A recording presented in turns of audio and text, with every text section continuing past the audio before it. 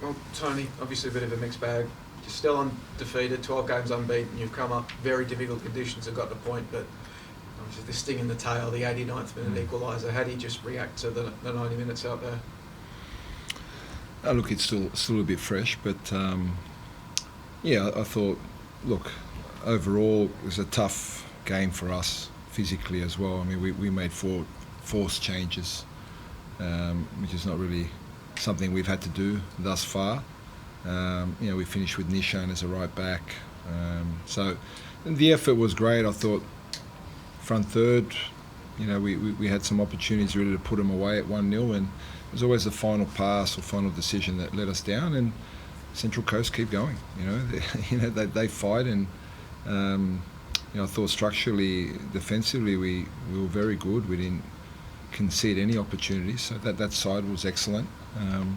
So the focus was really good, but that one moment, we probably should have kept the ball in the front third, and they hurt us with a great pass and a great run, and we go home with 1 instead of 3.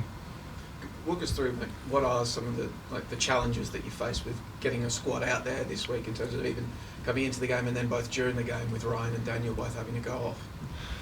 Yeah, look, during the week there are always different challenges with players, how they train and whether they've got injuries or not. But young Fabien Monge did his ankle in the first 10 minutes. Ryan hurt his knee in the warm-up. So we had 2 young players that aren't accustomed to starting games.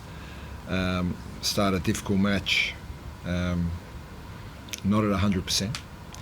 But they battled through, and Ryan battled through, and this is part of their growth and education. They've sometimes you're going to have to find a way to get through games, even when your body's not great or you don't feel good, and that's part of the education that they have to go through. Then Jason was cramps, Daniel was cramp. So it was a tough day. So it would have been, with all these difficulties, it would have been brilliant to not hold on, because we should have done better in the front third. We had the ball there and we lost it, which wasn't really necessary. We should have done better. We had enough players back, but we got done with that one chance really. It's now the second week in a row where you've been adjusting and trying to get something new going in the front line without Bruno. What did you make of the front four, the attacks work today? I thought they were good. I thought our problem was not getting to the final third, the final 30 minutes. We didn't have an issue with that. It was from then on that we just, the combinations weren't quite there. We gave away sloppy passes when there were good opportunities to run through on goal. I always felt, of course 1-0 would have been great to have that win, but I thought with Daniel, had a great chance in the box second half. There's an opportunity to go 2-0 up there with Zuzu. If he pulls the trigger a bit earlier, gets blocked. Daniel had an opportunity, didn't shoot.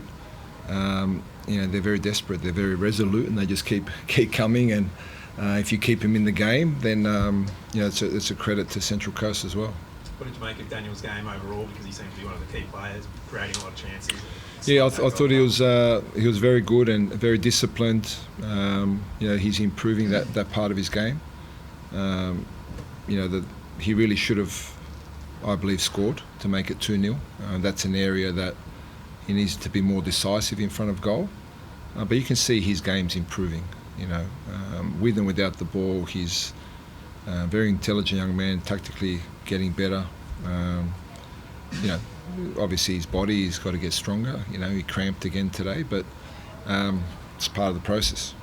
Is that just something that he can develop and work on his fitness to be able to get through 90 minutes rather than having to come off around the 70 minute mark? Well, yes. The more he plays, I guess he'll get stronger. He doesn't miss any training, and he doesn't cramp in training.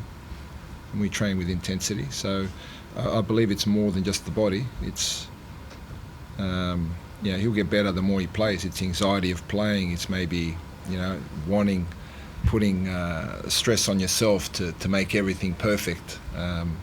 Once he plays more regularly, he maybe will relax a bit more, and with the training and the mental side, I think we can get him to play longer. But we're not used to these conditions, and we as a team struggled, not just Daniel. We struggled today physically, and considering all that, we gave nothing away to basically that chance. So it shows you that the players are very resolute, and Nishan was good when he went to right back. So the players are adapting to situations, but maybe that was just too many forced changes today. And in the lead up to that equaliser, were you comfortable with it was quite a high line that the defence were playing, and as you say, it was becoming quite apparent that the team was tiring, perhaps because of the conditions or just because it was late in the game? Yeah, both, but that's how we play. So we've played all our games that way, and we're getting rewards from that. And you know, if we are going to give away one chance a game, I'll take that. I don't want it to be a clear chance like that. So we could have done better on the edge of the box. We could have done better in midfield, and obviously with the pass going between the centre backs, we could have adjusted.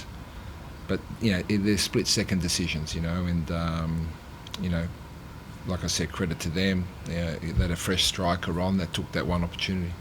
It must be pleasing though, Tony, as much as that probably feels a bit like a defeat given how late that goal came. The fact that you did lose so many players through injury, the conditions you've already mentioned about having to battle coming into this game, to see your team without Bruno in it as well, to come that close and to limit the Mariners to so few chances, a team that's, I think, has probably created more chances than any other team in the league this year. That must be really pleasing still moving forward. It is, as I said earlier. That doesn't take away, you know, the pride of how we defended as a team, and we're compact and we're high line. So it's always challenging in these conditions. It's just the final third, not so much about the personnel. It's just the final decisions weren't quite there to cause them even more problems. I felt than what we did.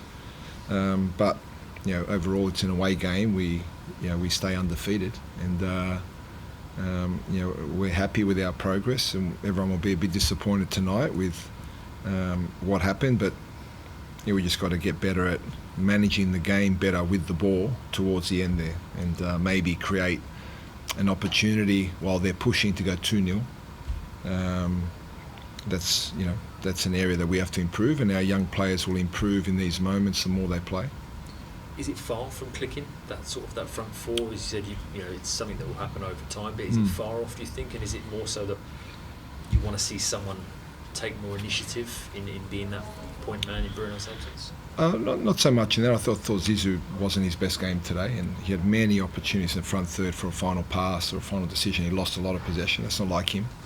So we couldn't get that momentum that we really wanted to once we broke the lines, and he's been a big part of that. So it's not really about one person. I thought Benny, who hasn't started a game in a while, was excellent. I thought Chris was very good. It's the best game I'd say he's played this year for us. I thought he was very good. Won us the penalty, set up that chance for Zinedine, which fell to Daniel. I thought he had a very good game, and he was cramping the last 20 minutes, which could be conditions and not playing. So I thought he did a very good job. Daniel was very good while he was there. Nish was causing problems, but unfortunately we had to put him at right back. And so there are a lot of changes, but it's not that it's not clicking. We've scored the most goals, if I'm right, in the league, I think, 25. The best goal difference. Yeah, so the boys are doing a good job, but of course we wanted to get better. And today, maybe in the last 20 minutes, we missed an opportunity to go 2-0 up. That's the part that's maybe disappointing.